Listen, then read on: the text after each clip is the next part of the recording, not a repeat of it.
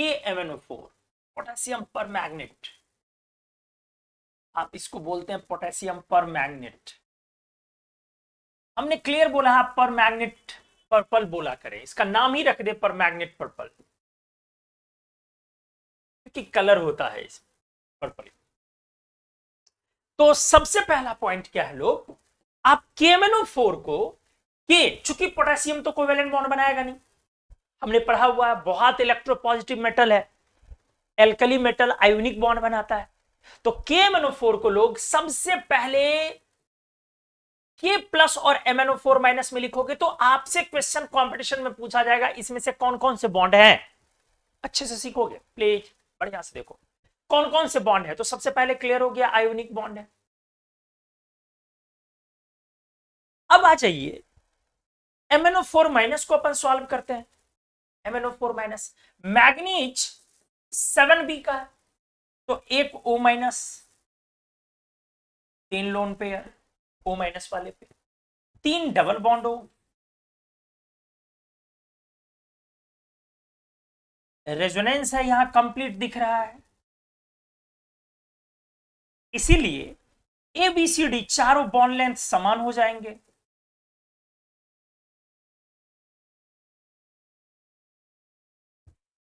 चारों bond length, हमने आपको एक बहुत अच्छा चीज इसके बारे में पढ़ाया हुआ, ये तो स्ट्रक्चर आपने ड्रॉ कर दिया।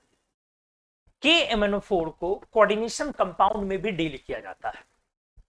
आप KMnO4 को एक कोऑर्डिनेशन कंपाउंड भी डिस्कस कर सकते हैं, मान सकते हैं। तो आप ये भी बोल सकते हैं कि Mn और O के बीच पाई बॉन्ड है, सिग्मा बॉन्ड है, और ये भी कह सकते हैं कि Mn और O के बीच कोऑर्डिनेट बॉन्ड है। याद करें हमने आपको पढ़ाया है। आप ये भी कह सकते हैं कि इसमें D3 हाइब्रिडेशन है, ध्यान से देखेंगे, बढ़िया से देखेंगे प्लीज। आप ये भी कह सकते हैं कि ये स्ट्रक्चर भी, और अकॉर्डिंग टू कोऑर्डिनेशन थियरी, अगर आप इसको कोऑर्डिनेशन थियरी के अकॉर्डिंग जाएंगे तो वैलेंस बॉन्ड थियरी क्या कहता है, याद करें। वैलेंस बॉन्ड थियरी कहता है, प्लीज बढ़िया से समझें, कि Mn को हमारा ऑक्साइड लिगेंड Mn7 प्लस को हमारा 4 oxide ligand lone pair coordinate कर रहा है, ठीक है।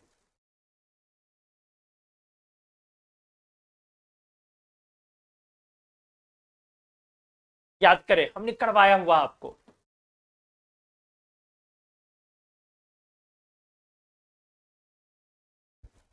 और इसमें मैग्नीज 7 प्लस के पास याद करें 3D0 4S0, तो 4 कोऑर्डिनेशन नंबर के लिए हम लोगों ने क्या लिया था, D3S याद कीजिए, क्या हाइब्रिडेशन आया था, D3S टेट्राहेड्रल।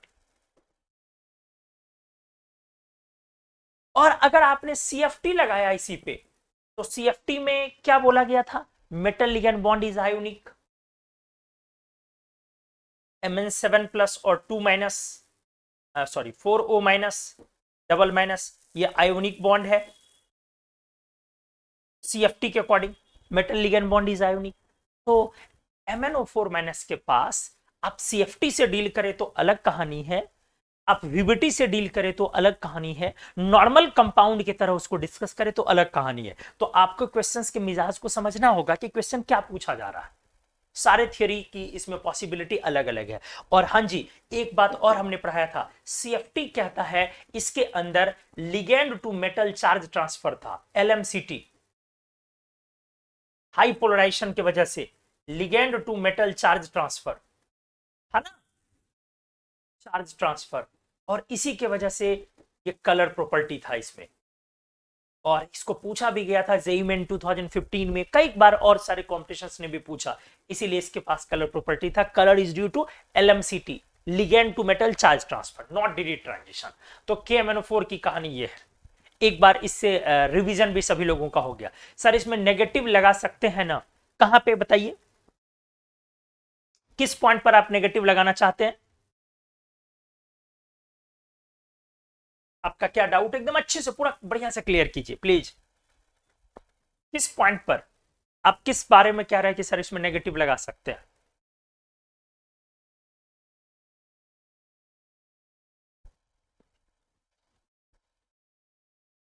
कहां के बारे में पूछना चाह रहे हैं बताइए।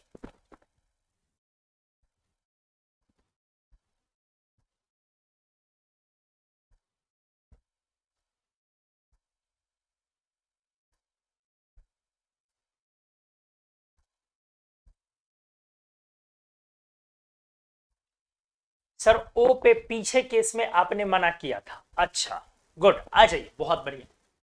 आपने ये बोला कि सर इसमें आपने ओ पर मना किया, इस पे हमने क्यों मना किया? क्योंकि इसमें कहीं भी नेगेटिव साइन नहीं है। हमने प्लस और माइनस दोनों साइन क्रिएट किया, प्लस यहां इसलिए माइनस यहां पर। लेकिन इसमें ऑलरेडी प्लस माइनस है क्योंकि आयोनिक बॉन्ड है। ठीक है, तो के प्लस और MnO4 माइनस तो है, तो आपको इस स्ट्रक्चर में नेगेटिव लगाना ही लगाना चाहिए। एकदम लगा सकते हैं, नहीं लगाएंगे तब भी पता चल जाएगा, वैलेंस इलेक्ट्रॉन काउंट करके एक एक्स्ट्रा लगा देंगे तो और क्लैरिटी बढ़ जाएगी। क्या मुकेश आपका क्लियर हो गया जो आपने पूछा था? बताइए।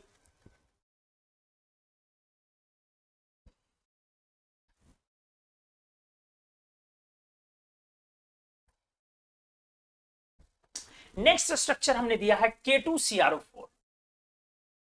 हमने पूरा क्लियर किया था क्रोमेट येलो। आप याद ही रखे क्रोमेट येलो, क्रोमेट येलो याद ही रखे, क्रोमेट येलो नाम ही कर दे क्रोमेट का, क्रोमेट येलो, डाइक्रोमेट ऑरेंज, नाम ही यही कर दे आप। तो चलिए आ जाइए। Once again, due to presence of potassium metal K2CrO4 becomes ionic and we will have to resolve it as 2K plus और प्लस क्या लिखेंगे आप, CrO4 डबल माइनस। आप ऐसे रिजॉल्व करेंगे और आप क्लियर लिख देंगे सर यहां पे आयोनिक बॉन्ड है। अब आपने क्या करना है, क्रोमेट को अलग बनाना है। ध्यान से देखिए, क्रोमियम 6B ग्रुप का है, आप 6 बॉन्ड तक ले जा सकते हैं। 2O माइनस, 2 माइनस है मतलब 2O माइनस, जहां पे O माइनस आपने लिखा वहां आपको 3 लोन पेयर लेने होंगे और 2 ऑक्सीजन नॉर्मल डबल बॉन्ड हो, इनके पास 2-2 पेयर होंगे। अब आप यहां भी देख सकते हैं रेजोनेंस होगा, यहां भी आप माइनस साइन लिख सकते हैं। क्यों? क्योंकि हमने आयोनिक में ब्रेक किया है उसको। यहां पे रेजोनेंस है तो रेजोनेंस की वजह से सारे बॉन्ड्स अपने इक्विवेलेंट हो जाएंगे, A B C and D। यहां भी आपने कोऑर्डिनेशन कंपाउंड पढ़ा है तो हाइब्रिडेशन क्या हो जाएगा, D3S टेट्राहेड्रल। आप sp3 नहीं बोलेंगे, जैसे कि आपने पिछले में KMnO4 में अगर आपको मैग्नीज की हाइब्रिडेशन बोलनी हो तो आप sp3 ना बोल करके क्या बोलेंगे, D3S। ठीक है, और अगर आपने D3S नहीं पढ़ा है तो कोऑर्डिनेशन कंपाउंड में आप D3S को अच्छे से सीखेंगे। हर जगह जरूरी नहीं हो कि आपका हर बार सही हो। चलिए नेक्स्ट, तो K2CrO4 का यह मामला था। नेक्स्ट एप्लीकेशन मैं ले रहा हूं K2Cr2O7। हमने क्लियर बोला डाइक्रोमेट ऑरेंज, याद ही कर ले, पोटेशियम डाइक्रोमेट, और इसको डाइक्रोमेट ना बोले, डाइक्रोमेट ऑरेंज बोले। जैसे उसको हमने बोला क्रोमेट येलो बोले, जैसे हमने बोला पर मैग्नेट पर्पल बोले। क्लियर? अब आ जाइए, तो आप एक बार फिर से इसको तोड़ेंगे, 2K plus plus Cr2O7 double minus. Once again this combination is ionic. अब अपने को स्ट्रक्चर बनाना है किसका लोग, सर Cr2O7 डबल माइनस का। आ जाइए ध्यान से, तो क्रोमियम लिख दिया हमने। 2 क्रोमियम लिखने के बाद अब क्या है कि 7 ऑक्सीजन है, लेकिन 2 माइनस। जो 2 माइनस है वो 2 माइनस तो O पे लगाएं। बहुत क्लियर है। हमने बोला जो 2 माइनस है ये 2 माइनस 2 ऑक्सीजन पे आप लगाएं। आ जाइए, एक पे हमने इसको लगाया और एक पे हमने इसको लगाया। देखो कितना आराम से सॉल्व करते। 2 माइनस 2 ऑक्सीजन पे हमने माइनस लगाया, ऑक्सीजन पे माइनस होना भी चाहिए।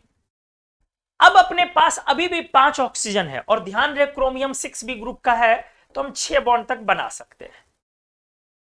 5 2 2 4 4, एक ब्रीज। क्लियर है? अब आप अच्छे से देखिए ठीक से, प्लीज प्लीज। कई बार IIT जेईई में नीट किसने नहीं पूछा है क्या मसला है। क्रोमियम का 2 2 4 2 6 बॉन्ड्स क्रोमियम के कंप्लीट हो गए लोग। अब यहां पे 2 लोन पेयर है, ये भी क्लियर है। हमारा पूछा हुआ है इसमें कि कितने सीआरओ बॉन्ड्स इक्विवेलेंट है, how many CRO bonds are equivalent.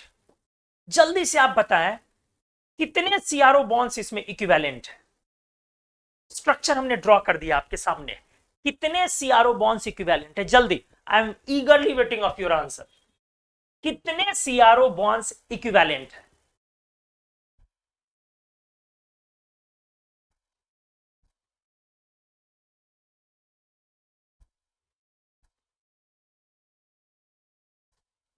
कितने सीआरओ बॉन्ड्स इक्विवेलेंट है, प्लीज बताएं।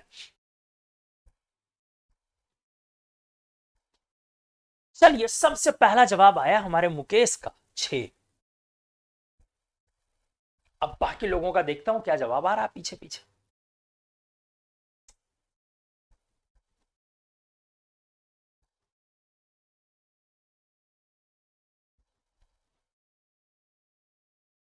सीआरओ बॉन्ड्स, ऑब्वियस सी बात है, यहां पर 8 सीआरओ बॉन्ड्स हैं मौजूद इस स्ट्रक्चर में, साफ दिख रहा है। हमने पूछा कितने सीआरओ बॉन्ड्स इक्विवेलेंट है, आगे जवाब 6 ही आ रहा है। लोग एक जवाब 12 भी आया, 12 सीआरओ बॉन्ड्स है ही नहीं। सीआरओ मतलब इसको आप नहीं समझे, वो सिग्मा पाई 2 नहीं लेना मन में। सीआरओ बॉन्ड्स वो बॉन्ड हुआ, ठीक है, तो 12 नहीं बोलना, वो 6 ही होगा। वेरी गुड, सभी लोग 6 जवाब दे रहे हो, बहुत अच्छा। और मुकेश जी ने सबसे पहले जवाब दिया और सही भी दिया, A B C D E F G H. यहां पे 3 लोन पेयर है, ऑब्वियस सी बात है, ये सारे रेजोनेंस में भाग लेंगे, देख सकते हैं।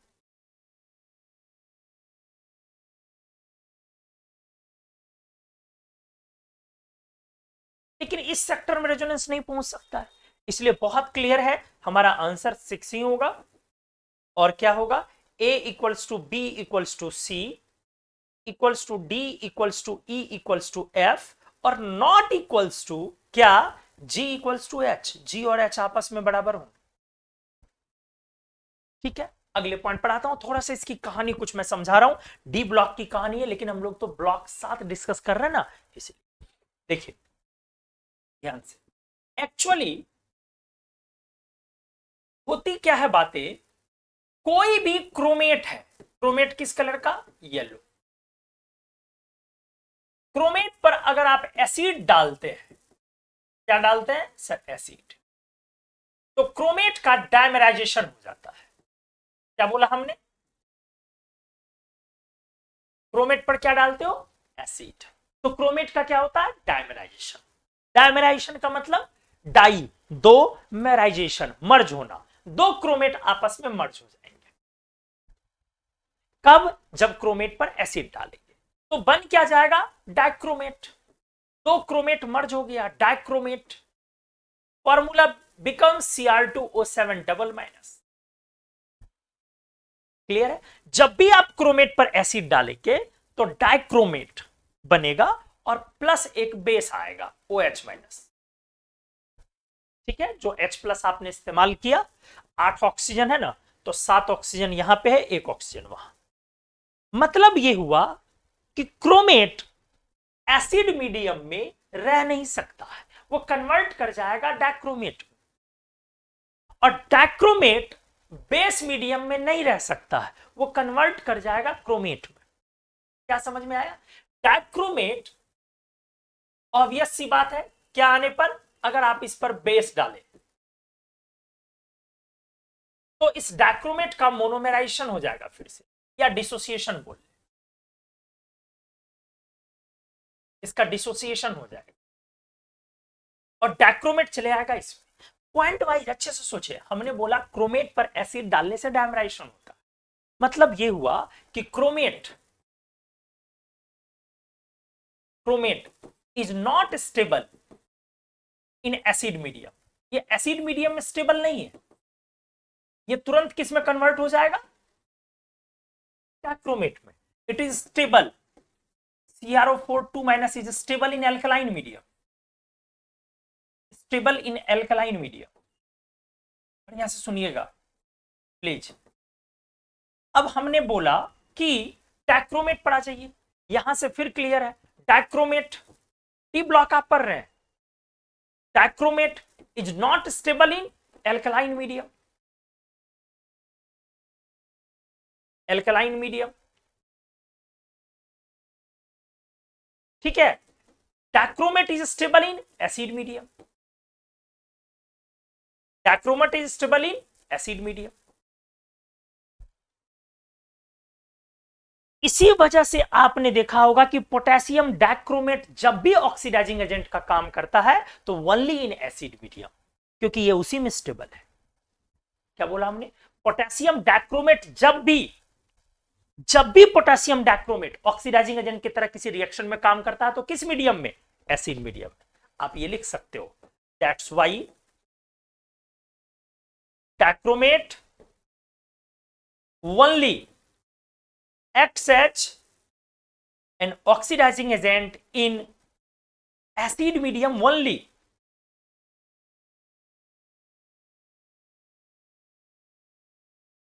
क्लियर है? इसी वजह से जो डाइक्रोमेट है वो ऑक्सीडाइजिंग एजेंट की तरह बिहेव करेगा सिर्फ और सिर्फ किस मीडियम में? सर एसिड मीडियम में, क्योंकि वो एल्कलाइन मीडियम में स्टेबल ही नहीं रहेगा। एल्कलाइन मीडियम में वो कन्वर्ट कर जाएगा क्रोमेट में। तो डाइक्रोमेट, फिर से रिपीट कर रहा हूं, फिर से बार बार, क्रोमेट पर आपने एसिड डाला तो it gets converted to dichromate. उसी तरीके से डाइक्रोमेट बेस के प्रेजेंस में धीरे धीरे किस में चला जाएगा? क्रोमेट में चला जाएगा। तो क्रोमेट स्टेबल नहीं है एसिड में, क्योंकि वो डाइक्रोमेट बन जाएगा, और डाइक्रोमेट स्टेबल नहीं है बेस में, क्योंकि वो क्रोमेट बन जाएगा।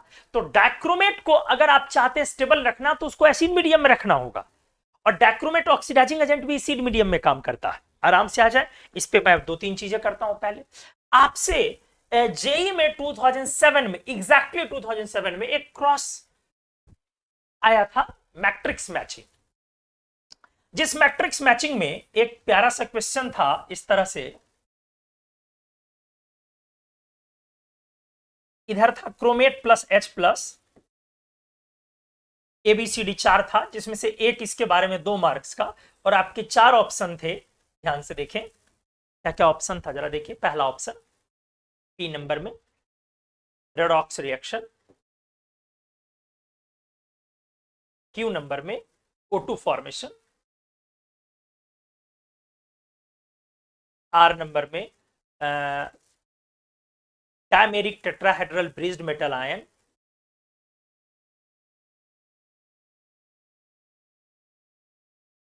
Tetrahedral bridged metal ion. S number में one of the product is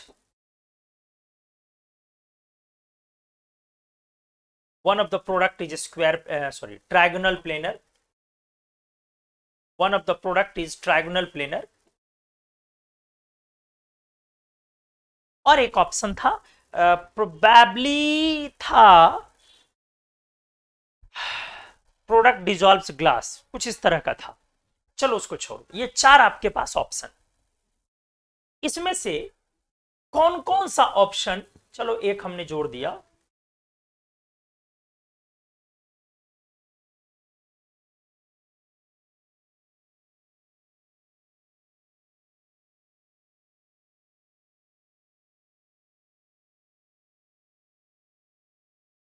आपको पकड़ना है इसमें से कौन कौन सा ऑप्शन आपके लिए सही है। मैं इंतजार कर रहा हूं आपके जवाब का। यही जेई 2007 का क्वेश्चन है, आईटी जेई बोलते हो जिसको अभी। हालांकि आपने इतने दिनों में देखा होगा कि मैं बोर्ड पे कभी आईटी वाईटी लिखता नहीं हूं। मेरी आदत नहीं है कि क्वेश्चन बैंक से अपने कंपटीशन को जज करूं, बिल्कुल नहीं। क्वेश्चन बैंक पीछे पूछे हुए कंपटीशन के आते हैं, आगे हर बार आईटी नया 40% 50% ट्रेंड क्वेश्चन लाता, नया नया एकदम कंप्लीट नई चीजें वो लाता। ठीक है, तो मैं जनरली इसलिए बिलीव नहीं करता हूं। हाँ, पी वाई क्यूज डिस्कशन करवाता हूं तो उसमें आ ही जाती हैं चीजें, फिर भी चलो यार, आईआईटी का क्वेश्चन है, अच्छा है। तो आपको इस क्वेश्चन का जवाब देना है कि आपके अकॉर्डिंग क्या आंसर होगा, सभी लोगों को बताने हैं। क्रोमेट प्लस एच प्लस, क्या आप इसमें से इसका मैच करते हैं? मैट्रिक्स मैचिंग है ये।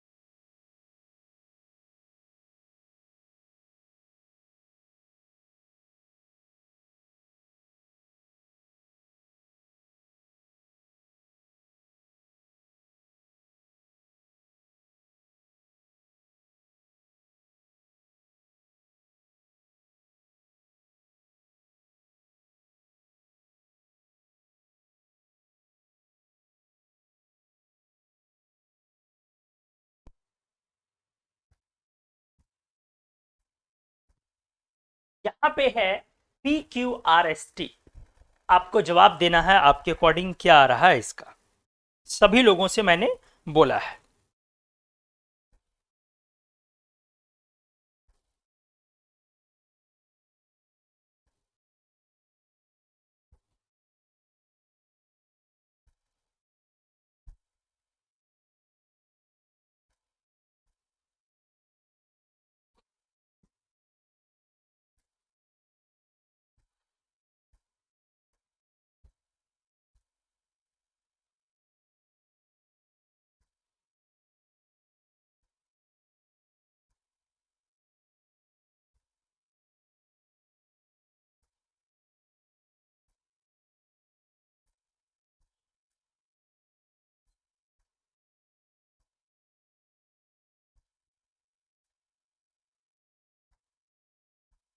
P R, P R, R T, दो तरह के जवाब आप लोगों के आ रहे हैं, P R and R T type.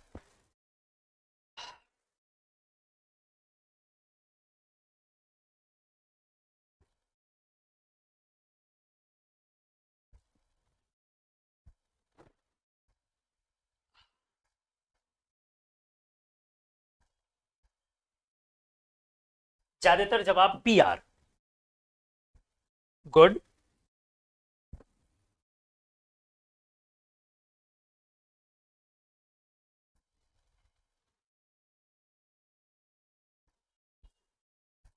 Mostly people are saying P are.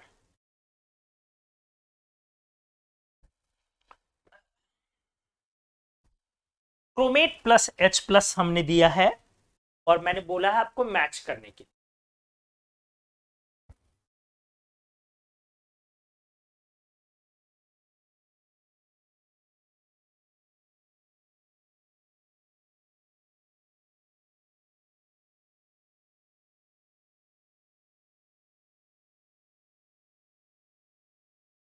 P R.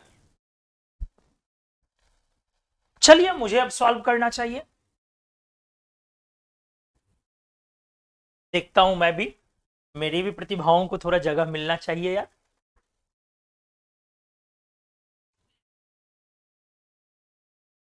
चाय तो अच्छी बनी है, क्वेश्चन भी तो काफी अच्छा था। क्रोमेट पर जब आप H प्लस डालेंगे, हमने क्लियर किया कि वो डाइक्रोमेट बनाएगा। क्रोमेट पर जब आप H प्लस डाल रहे हो, हमने क्लियर किया कि वो डाइक्रोमेट बनाएगा। तो आप ऑक्सीडेशन स्टेट देखें ना, चेक करें ना, यहां पर +6, ठीक है। और कोई कलर और ले लेता हूं यार,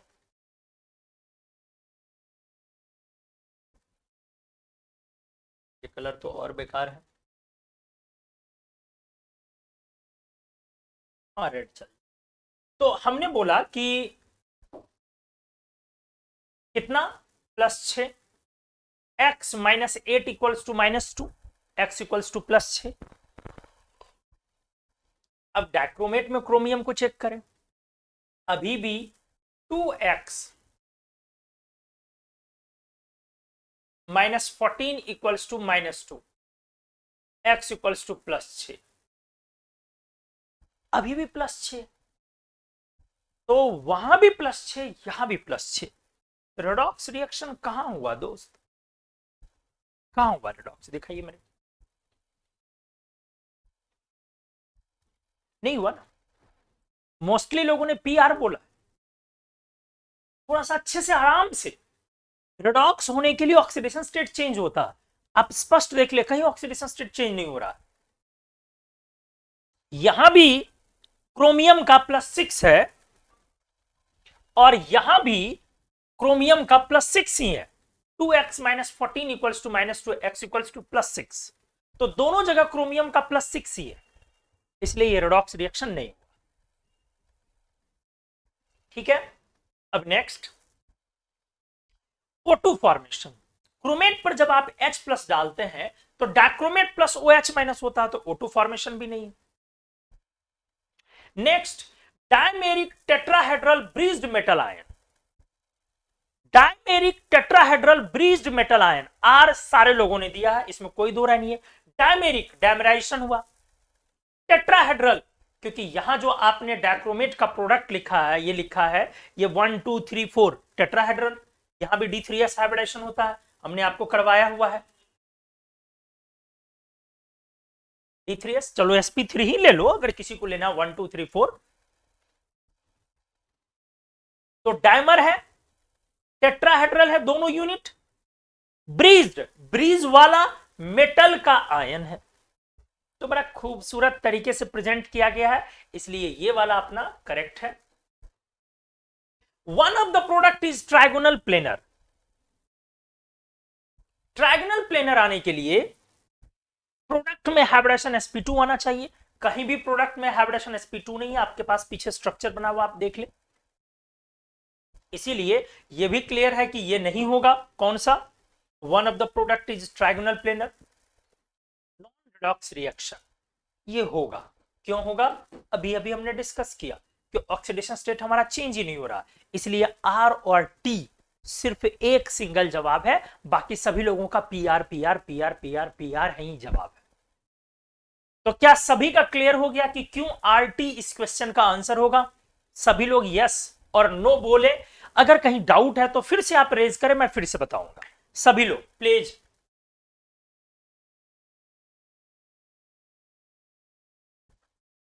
सभी लोग बताइए।